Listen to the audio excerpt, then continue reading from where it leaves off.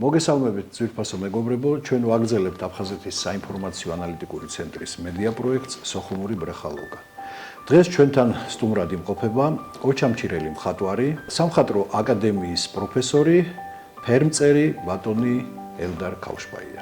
მოგესალმებით ბატონო ელდარ. ძალიან მიხარია რომ დღეს ჩვენი სტუმარი ხარ, ჩვენი სოხუმური ბრეხალოვკის სტუმარი. როგორ დაიწყო თქვენი სამხატვრო, ასე ვთქვათ, ეპოპეა?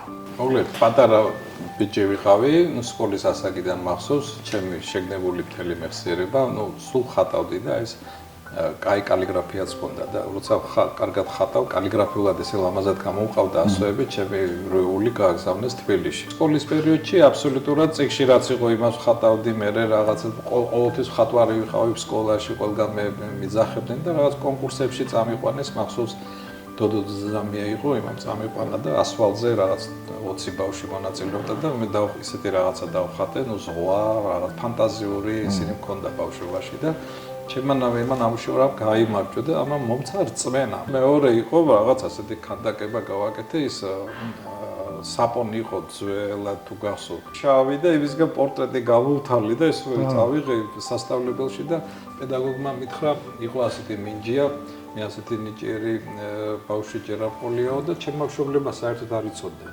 და ამ ბავშვს მე უხელმძღვანელებო თავიდან ბოლომდეო და ეს უნდა ჩაირიცხოსო სოხუმის სამხატვრო სასწავლებელში და მოეწონა თვითონ სკოლის დირექტორს იქ სასწავლებელში გადახო ეს ბიჭი ესეთი ქანდაკება გააკეთაო, პატარა არისო ჯერო და მახსოვს მე რომ შუშა იყო ასეთი, შუშის მეორე მხარეზეც დავხატე. რაღაც პეიზაჟი, ნატიურმორტი რაღაცა და ეს დირექტორის კაბინეტში ეკიდა იქ და მოკლედ ასე დაიწყო ეს ყველაფერი რომ მინჯია გიორგი იყო ასეთი ხაზვისა და ხატვის პედაგოგი და მაგრამ თავის თავზე აიღო ეს და წამიყვანა სოხუმის სამხატვრო სასწავლებელში და იქ ჩავაბარე გამოცდები. იქ სოხუმში რუსულად იყო ყველაფერი. ესე იგი ოჩამჩირიდან უკვე გადადიხარ სოხუმში და მე რჩები სოხუმში და მიდის უკვე სოხუმური შეგნებული იქ ჩამოვყალიბდი როგორც ხატვარი, როგორც ხა პიროვნება, ეს ურთიერთობები, ქუჩა, სასწავლებელი, ცხოვრობ მარტო, კი ვიღაცებთან კი ცხოვრობდი, მაგრამ ის მარტო მშობლებისგან შორს არ ძმა, არც და არც ნათესავი და ეს იყო პირველი ჩემი პროფესიონალური როგორც ხატვარი ჩამოყალიბება იმ სამხატვრო სასწავლებელში, როგორც ფერმწერი და როგორც მოქანდაკე, ანუ ქანდაკებებსაც ვაკეთებდი და გენო ლაკობა იყო ჩემი ქანდაკების პედაგოგი, მეუბნებოდა რადგან ეს პედაგოგიური კაბოდი ვაკეთ ქანდაკებას. სხვათა შორის ძალიან კარგი სკოლა იყო სოხუმში, ეს სასწავლებელი კი ნიკოლოზ თაბუკაშვილის სახელობის. ნიკოლოზ თაბუკაშვილმა ჩამოაყალიბა ეს სოხუმის სამხატვრო სასწავლებელი, პირველად ჯერ სკოლა ჩამოაყალიბა და მერე გახდა სასწავლებელი. და ძალიან კურიოზული მომენტი ჰქონდა თვითონ ნიკოლოზს, ეს პირველად როცა ჩამოაყალიბა, ჩამოიტანეს ქანდაკებები. ანტიკური ქანდაკებები, ვენერა მილოსკაია, აფროდიტა და ეს კლასიკური ძველი არქაული და ბერძნული ქანდაკებები და ამის გამო იყო დაჭერილი, რომ ეს როგორ პორნოგრაფიები ჩამოიტანაო და кайხადი ის და არ ვიცი. არა ეს ხელოვნების ნიმუში არისო, შედევრები არისო და ვერა კი გაუშვეს, მაგრამ იყო ეგეთი და მე ბატონი ნიკოლოზის ჩამოყალიბების სკოლა კი დაუტოვეს და სასწავლებელი მახსოვს მე რომ სწავლობდი იყო ასეთი ლაკობა. ვენერა ტარასანა იყო ჩემი პედაგოგი და იმის ქმარი იყო დირექტორი. ამ სასწავლებელში სწავლობდნენ აბაზინები, სომხები, ბერძნები, ჩემ კურსში. ხო, რა თქმა უნდა. ქართველები და ის ინტორ როგორც მოგეხსენებათ, ინტერნაციონალური ქალაქი რომ იყო, სასწავლებელიც ისეთი იყო. რა თქმა უნდა გახსოვთ სოხუმის ბრეხალოვკა.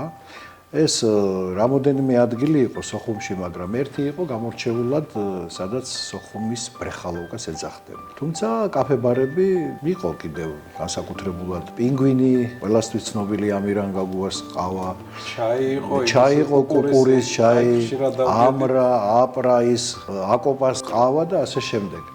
აი თქვენ რომელ კაფე-ბართან უფრო, ასე ვთქვათ, ასოცირდებოდით იმ პერიოდში? კუკურის ჩაის მივირთვევდი, იმიტომ რომ ვინაიდან ჩამოსული ვიყავ, ბაიცი, აქაც ჩაის გარდა იქონდა კარაქით რაღაცა. კი, მაგას და ბულკანში ყველაფერი ჩადებული, ანუ იყო ძალიან ისეთი სუყეც და ნატურალური ის კარაქით და დროს მართლა იყო კარგი და იმ ბრეხალოკის მხარეზე იქ სულ ჭადრაკს თამაშობდნენ, ჩანახატები სპორტული დისკუსიები და იყო, ეხლა მე პატარა ვიყავი, მაგრამ შორიდან ჩანახატებს ვაკეთებდი და მომწონდა შეკრებები რამდენჯერ ყოფილა იქ ჭადრაკს რო თამაშობდნენ, შემეც კარგად თამაშობ თვითონ ჭადრაკს და იქ ერთხელ ვითამაშია, იყო ასეთი რაღაცა და ვა, შენ პატარა ხარო და უკვე მოხდა, ჩამჭერეში მე 5 ადგილი ავიღე 50 ბავშვი და რაღაც ის მქონდა მონაცემები და მაგრამ ხატრობა იმდენად მიყვარდა, არც სპორტს მივყევი და არც ჭადრაკს და საერთოდ მთლიანად ფერწერაში ვიყავი ჩაფლული ამ სიყვარულში და ურთიერთობაში და ფერწერას რომ ვაკეთებდი, სანამ ტილოს გააკეთებ ჩანახატები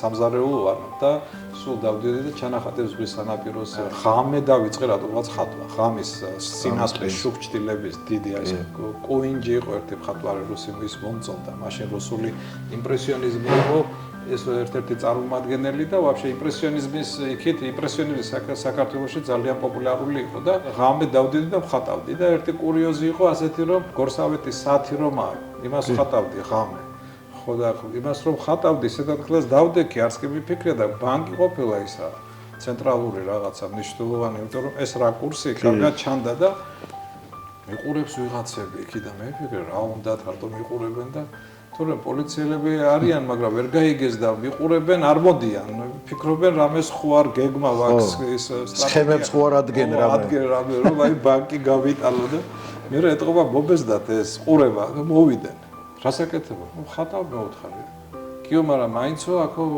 აქედან რატო ხატავ მე აქედან ლამაზი ხედია მე აიღეს ისა ფანარი და დაიწეს ეჭუდი კი იყო ასეთი მაღალი და ის აციეს პალიტრა და რამე ხო არ ვიდევს და გამეცინა მეუთხარი და ნუ მუშაობდნენ მაინც ახლა ხო მუშაობდნენ და ლოდაჩ დისტანციას ეძახდნენ ნავსადგური კი ნავსადგური შუქჭდილები მახსოვს ძალიან ხშირად ეს წითელ ხიდთან იქიდან ზღვაზე გადიოდი და ის მონაკვეთი ძალიან მომწონდა და მოკლედ რადგან ჩასული ვიყავი სხვა რა უნდა მეკეთებინა სულ ღამე დღე ერთი თან შენთვის ეს ახალი ქალაქია ხო ახალი პეიზაჟი ახალი რაკურსებია ახალი რაღაცეებია და ეს ყველაფერი კი როგორც ერთი მწერალი წერს ისა ზღვის ჰაერში სხვა ფერი იყო ჭtildeში და განათებაში ნამდვილად ასე იყო იმიტომ სხვანაირად ირეკლავდა ზღვა კი სოხუმის ზღვა მართლაც განსაკუთრებული წვანი სხვა წვანი იყო ლურჯი სხვანაირი იყო და ზურმუხტის ფერი იყო სხვათა შორის აი შენს ნამუშევრებში ძალიან ჭარბობს აი ეს სოხუმის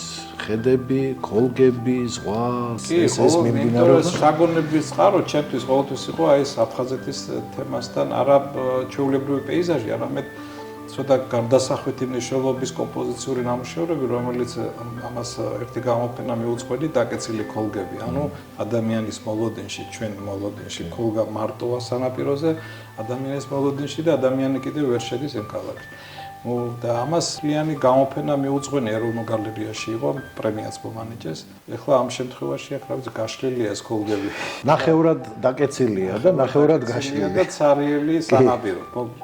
და ამას ამ გამოფენით მე უცხოეთშიც მოხდი. უცხოელები მოვიდნენ და დაინტერესდნენ რატო ქვია ქალაქს აკრძალული ქალაქი. ჩემთვის ძალიან დიდი გავლენა მოახდინა ჩემს შემოქმედებაში ვალერა არქანიას ნამუშევრებმა და მახსოვს მაშინ სოციალიზმი იყო მთლიანად საბჭოთა კავშირში თემებიც ისეთი ჩაი და პრეფავი და რაღაც მაინც შრომა კომუნისტური აი ეს რაღაცა და მაგაზე იყო მე მგონი პრემიებიც შარვაშიძეს ჩაჩფას ნამუშევრების მუზეუმი იყო და ალექსანდრე ჩაჩფასი რომელიც თეატრის დეკორატიული მხატვარი იყო და სახვითი ხელოვნების წარმომადგენელი სცენოგრაფი იყო ძალიან აღიარებული კი და თვითონ მური იყო ასეთი ცნობილი ფრანგი მხატვარი მოქანდაკე იმამ თქვა ესეთი შესრულებული პიკასოსთან აშენახვედრი და მეგობრობდა და ნუ კარგი ესეთი მნიშვნელოვანი ღირებულების ნამუშევრები შექმნა უცხოეთში და მე გამოაგზავნა თბილისში და აფხაზეთში და მაგის ნამუშევრები იყო ჩემი პირველი გაცნობა და даже ასლებიც კი გამეკეთებია მე მივსულ ვარ და სცენოგრაფიის მიმართულებით ხო არ გიცდიათ რამე სცენოგრაფიის მიმართულებით ჩემი იყო ფერწერა პედაგოგიური დიპლომი მქონდა ანუ მე შემეძლო პედაგოგად მე მუშაობა სკოლაში და პრაქტიკებიც გავიარე, სკოლაში ვიყავი, ეს გორსავეთის გვერდით იყო, არ ვიცი, მეორე სკოლა იყო თუ პირველი. მეორე რუსული. რუსო, აი ჩავატარე, ვისა მახსოვს და ყველა ბავშვი იძახდა, შეიძლება გავიდე ახალგაზრდა რომ დავინახე, ცოტა ისე იყო ჩემს მიმართ, არასერიოზულად. ჯულიას ბიჭი ვიყავი, რომ ვამთავრებდი და დიპლომით გავაკეთე აგურის გამოცხობის რაღაც ქარხანა, არ ვიცი რატომ, ისე ბესლეცკი კირპიჩნი ზავოდი. ოდე იმ კირპიჩნის ზავოდში იქ არის რომ შევედი, გამოვარდი, ვიფიქრე ამ სიცხეში ისინი როგორ მუშაობენ, მე შევედი და ჩანახაც გავაკეთებ მეთქი და გამოვარდი და მოდი ამას გავაკეთებ დიპლომს მეთქი და სადიპლომო ნამუშევარი ეს იყო ჩემი, რომელიც იქ დარჩა, მე არ ნახე. სადიპლომო ნამუშევარი აგურის ქარხნიდან. აგურის ქარხნიდან, დიახ. ძალიან კარგია. ჩემს სასწავლებელში შევიარე მოკლედ და სოხუმში. სოხუმში ნუ არავინ არ იცის, ახლა ჩავედი, ნუ ეს სიძე და დეიდაშვილი ყავს კიდევ აფხაზი და იმათ დავყავარ. ეს რომ გავედი, ის რომ არის აფხაზია ცნობილი, დამინული იყო დიდი ფოტო და ეს იმდენად გავერთვი და გავთამამდი, ეს მივდივარ და ლავის პინგვინის იმამდე გავედი უკვე და მე რომ მოვტრიალდი, ვიფიქრე მარტო ხო მარტო ვარ ესენის დავკარგე და მე ვიფიქრე აქ ახლა ვიღაცა რომ მკითხოს ვინ ხარ შენ რატომ მოხვედი და შესაძლებელი იყო ვინმეს გაეჩერებინე და ეკითხა არ მოხდა მაგრამ სადღაც ვიგზენი რომ ხო მაინც რო იცი სიტუაცია თან ეს ფოტოაპარატი მიკავია რომ ვიღებ ყველგან აქეთ აპრასთან ამრასთან გავიარე იქ ფოტოები გადავიღე რაღაც მიგდებულივით იყო რაღაც ჯართივით ამრა კარგი გაკეთებული იყო ხაჭაპურები და ის რომ იყო ნართა ვიღა თურქმა აშინა ნართას და შევედი მიგიღეს როგორც სტუმარი თუ ყველამ ვერ გაიგო რომ შენ სტუმრად იყავი ჩასული კარგად მიღეს ჩემმა ყოფილი კურსელებმა და სტუდენტობის პერიოდი ვისთანაც გამოვიარე ანუ სასწავლებელში რომ მივედი ყველა ფიქრობდა ახლა პედაგოგი მე კი ვიცანი შორიდან ვერ მიცნეს და ვინ გინდათო და სასწავლებელი კარგად გარემონტებული იყო, თავის ქანდაკეს შეღებილი. მე ელდარი ვარ მეთქე ქავშფოია და იყვირეს, ემოციაზე ვა ელდარი გაუხარდათ ესე იგი. კი, მაგრამ გაუხარდა საიდან როგორ რამდენ სულ გიხსენებდითო შენო. შენო ისაო ცნობილი მხატვარი ხარო თურმე ოთახში რომ შევედი ჯერ ხო ვერ მიცეს და რომ ვთხარ ეხლა ფიქრობ ალბათ რა ბებრბი ვარდო შენო და არა ვთხარ შენივად გამოიყურებით.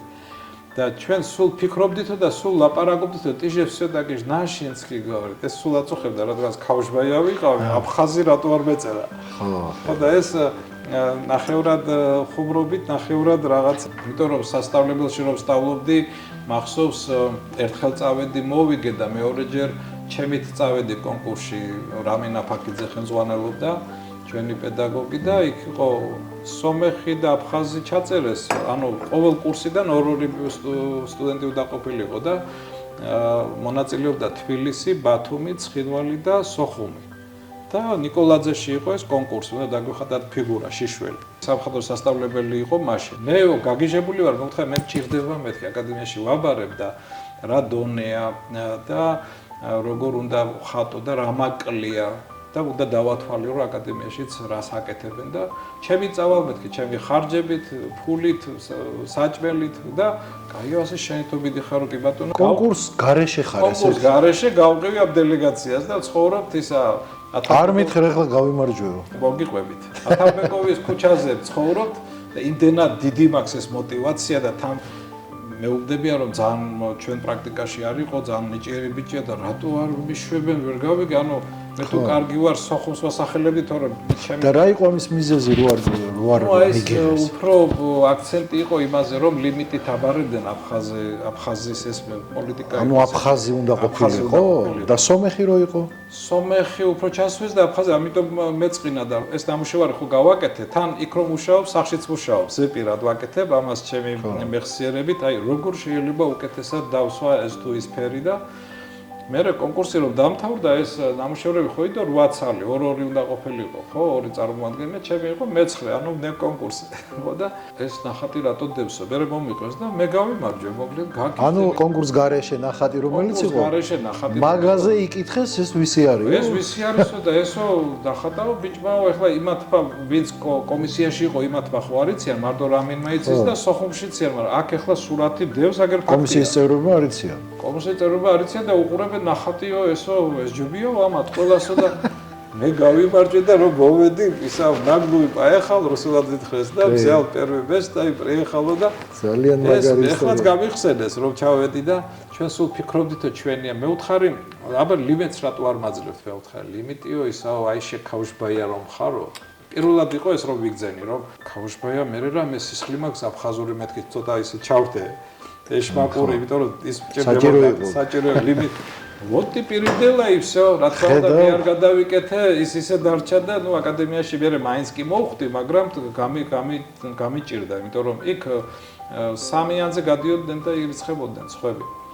ვისაც ლიმიტი ჰქონდა. სასწავლებელში რომ მოვედი ჩემ პედაგოგებთან და რომ კი არც გასულა 15-20 წუთი და გაიგეს რომ იქ ვარ და ის მესიამოვნა რომ ამ 15-20 წუთის განმავლობაში ეგრევე მოვიდნენ ეს ჩემი კურსელები. და ძალიან გავუხარდა და ყველა რა დავინახე, იცით, აი რაც მონატრება იყო. კი, აი ყველას ხო მანქანა ყავდა და ყველას უდოდა რომ მე იმის მანქანაში შევსულიყავი და მე წაგვიყვანე და აი სითბო ვიგძენი ერთად მე მახსოვს იქ ვილაპარაკეთ, ნუ მაინც ასე თუ ისე პოლიტიკას მაინც შეეხები და მე იქიდან მე ტურბაზას ვიძახეთ ხიდი რომ იყო და იქ რესტორანი იყო და იქ ვიყავით შევიკრიბეთ ეს პატივი იქცეს ერთი კი პატივი იქცეს რაღაცა და ღამე იყავით იქ რესტორანში ვიყავით არა დავრჩი კი როგორ არა მე ჩემი დის სახში წავედი ხა ღამე წამიყვანეს შენს კურსელებს პედაგოგებს რა შეიძლება უთხრათ ამ ადამიანებს თბილისიდან გზავნილი ის უნდა გავაგზავნოთ რომ ჩვენ ეს სიყვარული მაინც ჩვენში არის შინაგანად და ჩვენ ბევრად უფრო ახლობლები ვართ ვიდრე სხვა ტომები, სხვა ერები და თუნდაც ის ხალხი ვინც იქ ახლა ცხოვრობს და ჩვენ წენა მაინც როგორც ახლა პუბლიცისტიკაში იწერება წიგნები, ტელევიზია ჩვენგან პატიება არის მაგათ ხრიდან გვინდა უფრო მეტი სიყვარული კი აქვთ მაგრამ უნდა ვაპატიოთ ერთმანეთს რა ვიცი ყველა თბილად შემხვდა უბრალოდ როცა ლაპარაკი მიდის უკეთ და მაგრამ გამოხატვის უფლება არა აქვს გამოხატვის უფლება არა აქვს და თვითონ ვერ წყვიტავენ და როცა თვითონ ვერ წყვიტავენ და სხვა მე როცა საზღვარს რომ გადავედი ხიდი ინგირის, იქ იგრძნობოდა ეს. აფხაზმა ისე გამატარა და კაი ძმაო და რაღაცა გაიარეო, ხო, რუსულად მითხრა. პრობლემა არ არის, გაიარე, არც კი გაუჩერები ვარ ნორმალურად და მე როგორც პუნქტი იყო მეორე რუსული, იმამ რა ვიცი შეკითხვები, დაკითხვები, ჟურნალისტი ხარ თუ რაღაც რატომ მოდიხარ და მე მაინც ფიქრობ ეს საუკუნის მანძილზე ურთიერთობა გენეტიკურადაც ერთი ვარ. შერიგება ამაზე და სიყვარული მეტი. უბრალოდ ჩვენი თაობამ თუ არ გააკეთა, სხვა არ გააკეთებს. ამის აი ეს ტკივილი მაქვს მე, იმიტომ რომ ჩემი შვილები აქ რომ გაიზარდნენ, არანაირი სიყვარული არ აქვს. ჩვენ კი ვეუბნებით, მაგრამ მაგათთვის რა ქობულეთში წასულან და რა იმაში. ხო, ქობულეთი უფრო უყვართ, იმიტომ რომ იქ ხშირად დადიან. და ხალხი გაიცნეს მეგობრები და ეხლა იმათვის უცხოა ეს.